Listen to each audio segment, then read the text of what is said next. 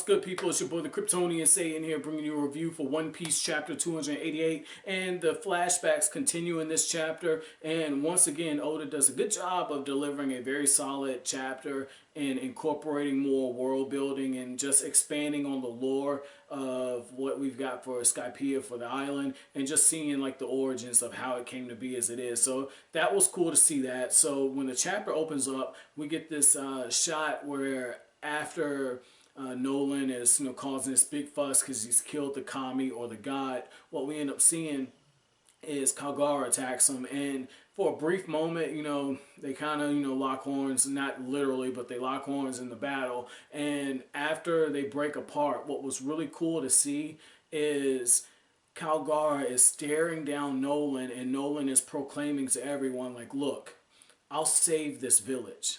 Give me until tomorrow.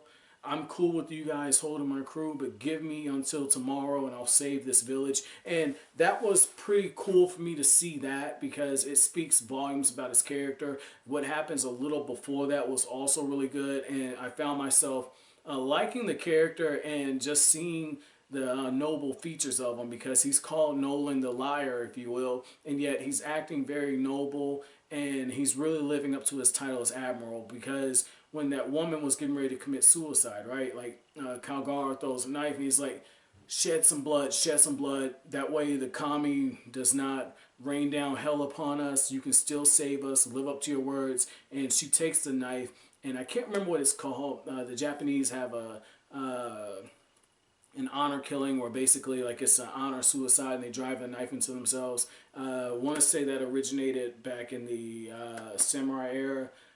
It's been a long time since I took the Japanese courses in college, so you gotta forgive me on that and the Japanese world history. But the thing is she starts to do that, and that's when Nolan, in the midst of fighting, he just backhands her, right? And it's just like he knocks the living hell out of her. Like, it's one of those Ray Rice hits where he just knocks her and she just goes sliding all over the place. And unlike Ray Rice, no elevator cleaning service was taking place, and he did it coming from a good place. It wasn't because she was hitting him and he was agitating. He was just like, bam, bitch. It wasn't that. It wasn't that. So that was cool to see exactly where he was coming from and how worked up he was getting. And he was just like, if your God is so awesome, why are you having to commit suicide? Why are you having to partake in this barbaric ceremony? And Oda once again speaks more about what it means to be human and to have your beliefs challenged, because what we see in that moment when he's giving that speech, which I got some serious Naruto vibes with the way that he's just like,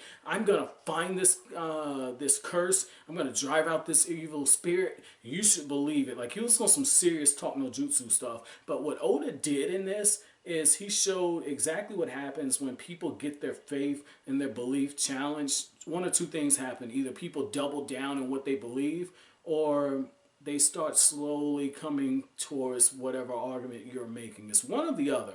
It's either acceptance or it's fear. It's one or the other. So I like how we got to see that. And when Kalgara is speaking to the tribal leader at that point, one of the things that he says is like, well, if I see even an ounce of chaos or anything, I'm going to slay this man and we're going to kill his crew. And the tribal leader tells him, I don't have the power to hear the voices of the gods, which shows that he is clinging on to the belief that does follow in this village. But he does say, and I quote, even I can understand the words of a wise man. And that makes Kalgara lose his shit, and he walks out. And it makes sense, okay? It does make sense. And when he has the conversation with Seto, and Seto is asking what is progress, I like how that was just put in there, and it transitions right over to Nolan. And it's two things that happen at that point. The first thing with the panel placement, the fact that Seto is asking that, and then it transitions right over. It's literally progressing the story. But the other thing is you can tell that, like, with that, that's Oda's way of saying, in order for progress, in order for change to occur, there has to be some discomfort. And so I like how we do see that. And what's interesting after all of this is, after Nolan's kind of walking around and getting a feel for the area and researching, if you will, You know, what I thought was cool was how while that's going on, Nolan's crew is just like, oh man, I can't believe we're stuck in here. Can you guys get us some clothes? We're gonna catch. They didn't say the flu, but we're gonna catch a cold out here. And one of the dudes even hits on the chick who's about to commit suicide. And what I thought was cool was how he's just like, you're born in the wrong place, girl. You in that superstitious village. If you've been born on the North Sea, in my village, girl, you've been married to a lord right now. You'd be taken care of. You know, I was waiting for him to pop the collar, man, because he was talking, like, he was trying to talk smooth, man. He was trying to get inside her head, because you got to look at it from his perspective, right? He's like, that's a foreign chick. I'm a foreign dude.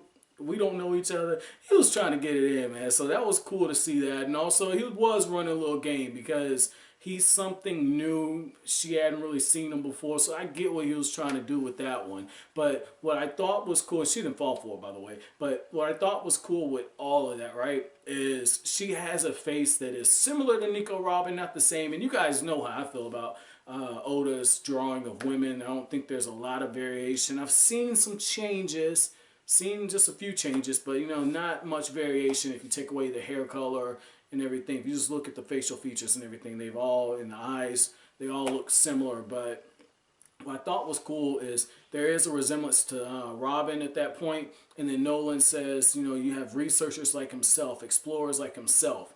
And Nico Robin is an explorer. Well, it's not explorer, but an archaeologist. But you have to explore in order to get to the bones that you're digging up and examining. And that's all she was doing in this arc for the most part, is kind of gathering information. And even going back as far as Jaya, to see that and see how everything is kind of connecting, and how there is a connection with her and Nolan, if you will. And she's one of the first people who realized that Skypiea used to be part of Jaya. This is good. Like I said, it's small stuff that Oda does that when you go back and you look at it, you go, holy shit. Like, this was good.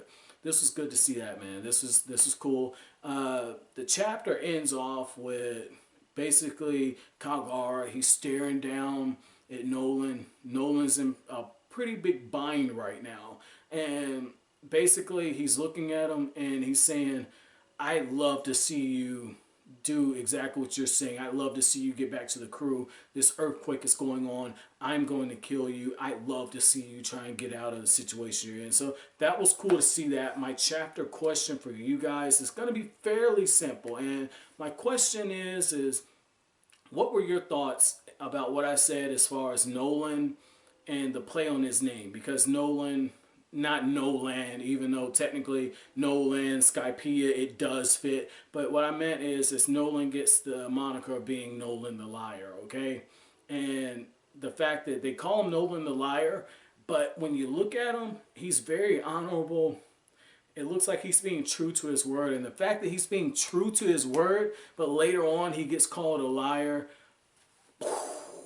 that was crazy. That was crazy, guys. So, as always, guys, if you like anything I had to say, hit that like button. I greatly appreciate it as it helps the channel. Make sure you comment, rate, subscribe, and share. Thank you for watching, guys. Have you an awesome day. Goodbye.